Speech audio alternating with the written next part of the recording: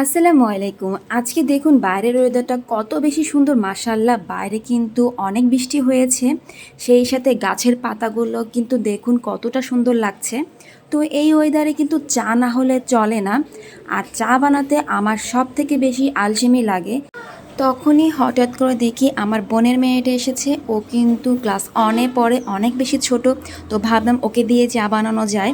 তো ফার্স্টে ও আমাকে বলেছিল যে হ্যাঁ খালামণি, তোমার জন্য চা বানিয়ে দেব, আমি চা বানাতে পারি, আদা চা খুব ভালো বানাতে পারি। কিছুক্ষণ পরে বলে আমি তো ঠিকমতো পারবো না, আমার হবে না। আমি বললাম কোনো সমস্যা নেই, আমি তোমাকে হেল্প করব, চলো রান্নাঘরে যাই।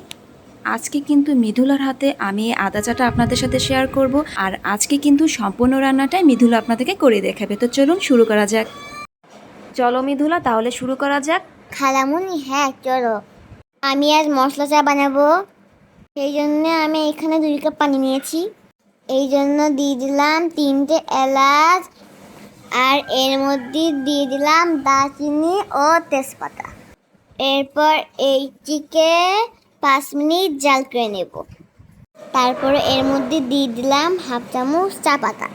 আমি এটিকে বেশিক্ষণ জাল করব না, এরপর এটিকে আমি 2 মিনিট জাল করে নেব। এরপর আমি পরিবেশন করে দেখাচ্ছি। দেখুন মাশাআল্লাহ, চায়ের কালারটা কত সুন্দর এসেছে। আমি এতে চিনি দিয়ে দিলাম। আমি চিনি খাই, আর আমার খালামণিকে আলাদা দিয়ে দিলাম, আমার খালামণি চিনি খায় না। তো কেমন লাগলো আজকের রেসিপি? বাসায় বানিয়ে আমাকে অবশ্যই জানাবেন। আজকে এই পর্যন্তই। আল্লাহ হাফেজ।